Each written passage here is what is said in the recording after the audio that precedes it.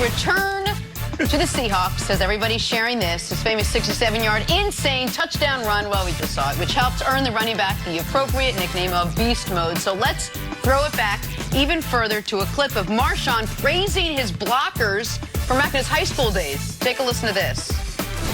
Our lineman, oh my God, if my lineman wasn't so good, oh my God, I don't know what to do.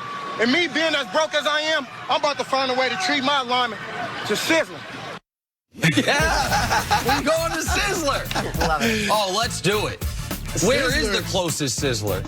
That sounds. They used to be all over the place here. Yeah, that's what I'm saying. Maybe you can find one. There's no trouble finding a Sizzler. Absolutely, especially in the palatial suburban state where Chris Broussard has a home out here. I'm sure there's Sizzler right around there. Sizzler's all over. By the way, of all the Photoshops you guys have done, That is the best one of you. well, yeah, because it's not.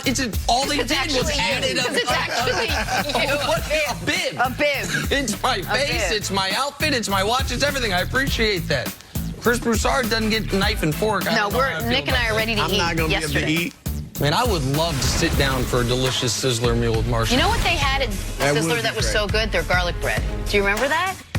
Yes, it was amazing. I remember It was this. amazing. I like the I'm steak. with it. No, I you're not. tried to support Stories to start your morning brought to you by the unexpected energy of ExxonMobil. The college football playoffs start on Saturday. It is Joe Burrow and LSU against Jalen Hurts and Oklahoma in the Peach Bowl, and then it's Justin Fields and Ohio State taking on Trevor Lawrence and Clemson in the Fiesta Bowl. All right, Nick, who's going to the national championship game? I think LSU is going to beat Oklahoma, but I do not think it's going to be just the massive the blowout that most people think it's going to be. I think Oklahoma is going to be able to score. LSU, I don't think is going to be able to consistently stop Oklahoma, but I think LSU is going to win. I know Clemson, Ohio State is damn near a pick'em. I would be shocked if Ohio State won. I think Clemson is incredibly undervalued. I think Clemson's going to win the national championship again. And I think Clemson is going to beat Ohio State by a larger margin than LSU beats Nick. Oklahoma. Well, look, I think there are a lot of, for all Ohio State's success this year, and they've been obviously great under Ryan Day, there's every reason to pick Clemson. You know, number one, Justin Fields with the knee injury for Ohio State. He's not talking about it. He said that about 12 times yesterday, smartly.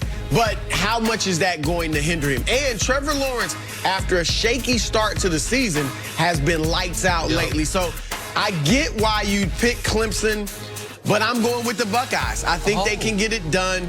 I think they've been the better team the entire year. So I got Ohio State in this one. And then I'm with you on LSU. Oklahoma, they got a few guys out. What state are you from, Broussard?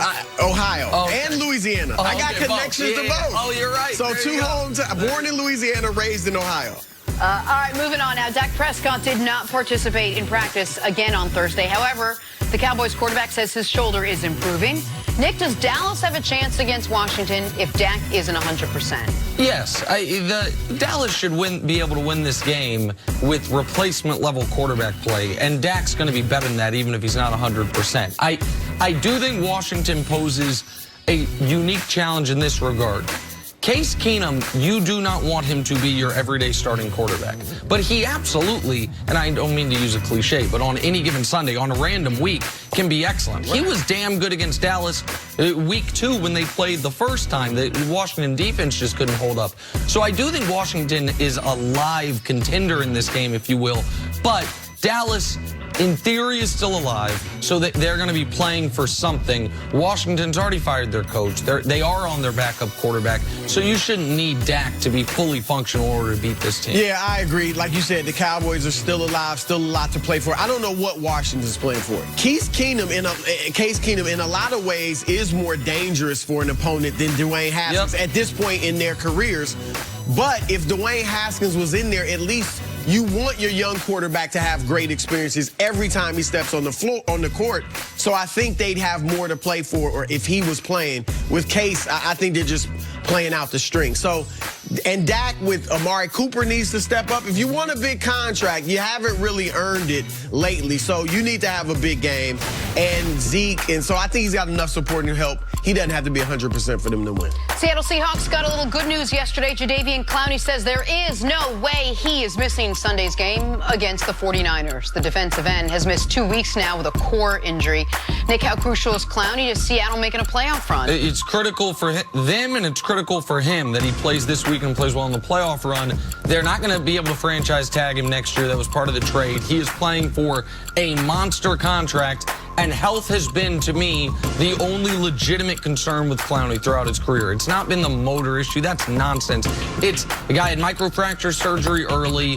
How healthy can he be? So him having big splash playoff moments, and this weekend's game is damn near as big as a playoff game, given the swing between getting a bye and being the 5 seed. So I expect Clowney to play. I expect him to play well. Yeah, I do as well. Look, San Francisco had trouble protecting Garoppolo last week. 6 sacks, season high, and Clowney was tough on them when they met the first time this season. It's his best game of the year. Yep, and for everything you mentioned, he's going to be extra motivated. I do think he comes out and has a huge game and helps Seattle win that game. Upset San Francisco. All right, let's talk some New England Patriots who still have a little work to do if they want a first-round bye. They need either a win against the Dolphins on Sunday or a Chiefs loss to the Chargers. Should be easy in theory as the Pats crushed Miami 43-0 earlier in the season. But Nick, do the Patriots absolutely need that bye to have any chance at another Super Bowl run? 1,000% yes. I believe this Patriots season, with or without the bye, ends in the divisional round against Kansas City. The only question is where the game's played. If they beat Miami, then they get the bye, and that game will be played in New England. If they lose to Miami, then they don't get the bye, and that game will be played in Kansas City. But it doesn't happen very often, but I am occasionally wrong.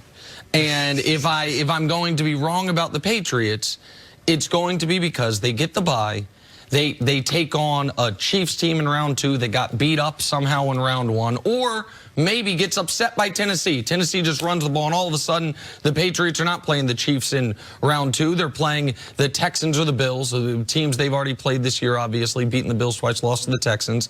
Bad weather game, a one more vintage Brady performance he's able to pull. I don't think they can, and then go on the road to Baltimore and win that game. And where maybe Lamar gets banged up in his playoff game. There's so many things that have to happen, but it has to for this Patriots team. With as anemic as an offense as it's had over the course of the season, last week notwithstanding, there is no way it's going to happen in 3 consecutive weeks, including having to go on the road in the second and what would be the AFC Championship game. So I don't think they make the Super Bowl either way, Broussard, and I don't think you do either. You probably give them a better chance than I do. But they've never made a Super Bowl without a bye, and there's a reason for that. It's not just the home field. It is the one fewer playoff game is such an enormous edge. They absolutely need it this year when it's the least talented Patriot team we've seen in a decade. And think about what you said. They've never reached a Super Bowl without the bye. And that was when their offense wasn't, as you put it, anemic. So Tom Brady at his best, they needed the buys, or at least they've always prospered with the buys.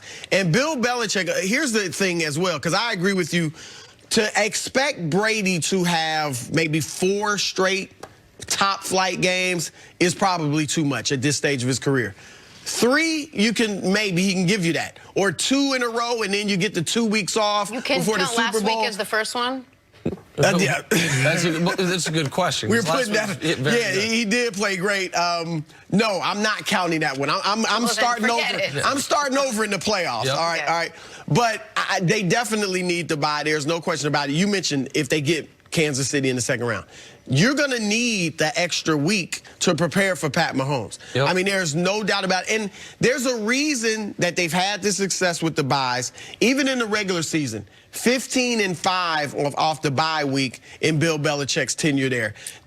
They prepare better than any organization in the league for opponents. So the more time they have to prep for you, the better chance they have of winning. They definitely need to buy. We talk about this tandem a lot, Belichick and Brady, and who really deserves the credit for how well they've played and how far they've gotten over the years. Don't you think that if they were able to get far this year, it would show us that this is Belichick doing this? I mean, Brady's not vintage Brady. I mean, you could really look at the fact that if they could go far deep into the playoffs, that's fine. This year, if they end up making or winning a Super Bowl, this year certainly goes much more heavily in the Belichick side of the ledger than the previous year. In Tom Brady's defense, The Super Bowl they won a few years ago against Atlanta, that Brady gets to wear all that glory himself because the Belichick defense with 2 weeks to prepare got shredded for 2.5+ quarters against Atlanta, and then Brady led the greatest comeback any of us have ever seen. But that is going to be the only way that debate is going to become anywhere other than 60-40 one direction or another, Broussard, is if Brady plays somewhere else and he either has immense success or when Brady's done playing for the Patriots, Belichick has immense success. You're going to have to see them apart with one of them thrive. It's the only way that this debate's going to have any type of resolution. Here's the other thing Belichick's fighting, because you're right. The more success they have as Brady's older, that goes toward Belichick, right? The credit. However, Belichick's had 7 seasons in his career without Tom Brady. They made the playoffs once. Okay, 2 times they had a winning record. And even in New England, the year he coached there before Brady was the starter, they won 5 games, I believe. And then the year Brady stepped in from Drew Bledsoe and they won the Super Bowl his first year, they were losing. They had a losing record when Brady stepped in.